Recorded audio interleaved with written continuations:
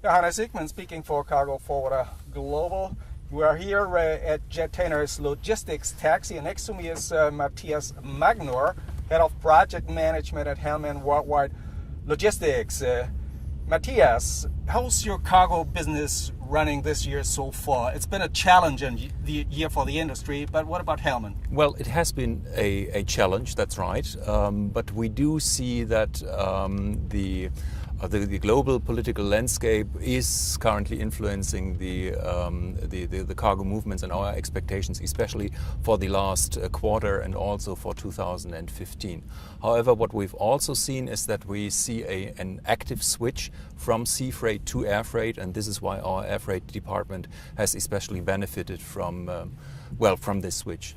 This is good news for the air cargo industry. However, you are setting up trains that run from Far East to Europe and back from Europe to Far East. You got a new project starting, I think, in Shenzhou and ending in Hanover. Absolutely. Both ways. Is there a lot of market demand? Is the market demand increasing for this kind of transport? Well, maybe I should not be saying that, but we see that there is a huge demand, and actually customers are knocking at our door simply to get their cargo onto this train. We've established this project about a year ago, and so far we've been establishing 3 routes, and as you rightfully mentioned, there will be a 4th route coming from Chengdu to Hanover.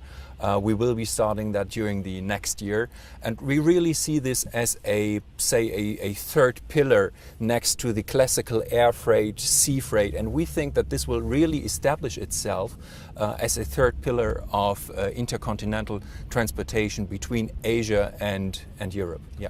Are the loads balanced from east to west and west to east, or is it, let's say, 70% going from Far East to Europe and 30 back? What is the ratio? Well, actually, we'd be happy to see 70-30. It is, quite frankly, it is not balanced at the moment. So what we do at the moment is mainly westbound trains from China to European destinations. We are currently working on getting a more balanced load also for eastbound trains, but this is also a challenge for 2015 to get a more equal balance between westbound and eastbound. The market might know about the cost situation compared to ocean freight and air freight.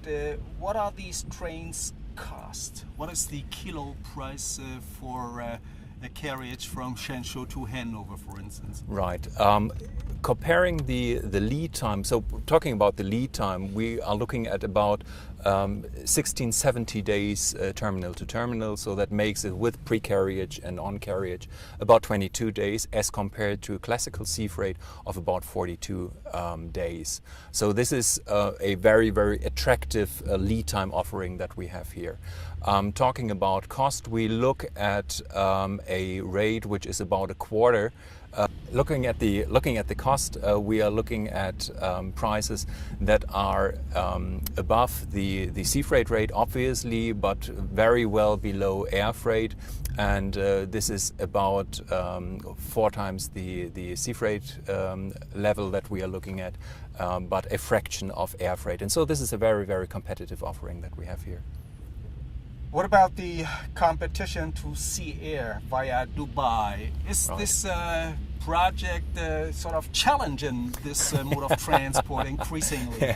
Well, I get that question quite often internally as well, as there are worries that we might be having a more attractive offer to our customers than classical air freight, sea freight. However, in my opinion, we see that with a new mode of transportation and an attractive offering, the total volume will increase. So we will be seeing more international trade, and we see that a market on its own is developing for this 3rd column. So, well, it remains to be seen which effect this will be having on sea freight and air freight, but I think that nobody should be worried that we will be cannibalizing volumes from other modes of transportation.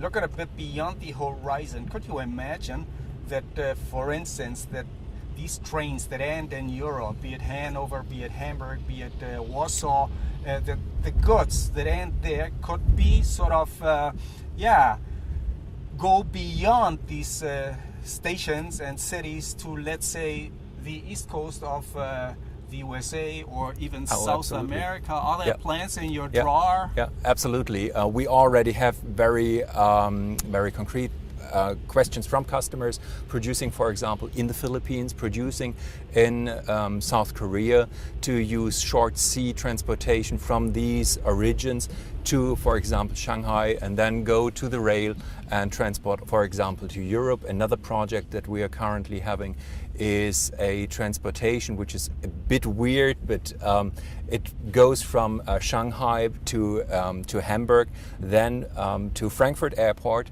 and then from Frankfurt down to Brazil, using the very competitive rates, the very competitive air freight rates that are being offered from Frankfurt down to Brazil, as in comparison to the Chinese rates. So the sky is the limit, and I think that it's really all in the interconnection of these different modes of transportation, where completely new supply chain models will develop. Another thing that we have in the drawer at the moment, I don't know if I'm allowed to talk about that, but I'll do that anyway, is to establish a train running from Europe eastwards into a bonded area, and then do value-added services there and transport it back westbound using this train connection. So your imagination really is the limitation to what can be done with this mode of transportation. Well, thanks, Matthias, for this outlook, and thanks, of course, for the Jetainer people to driving us around Berlin City. We appreciate it very much, and thanks a lot again. No? Thank you. And good luck for your project. Thanks a lot. Thank you.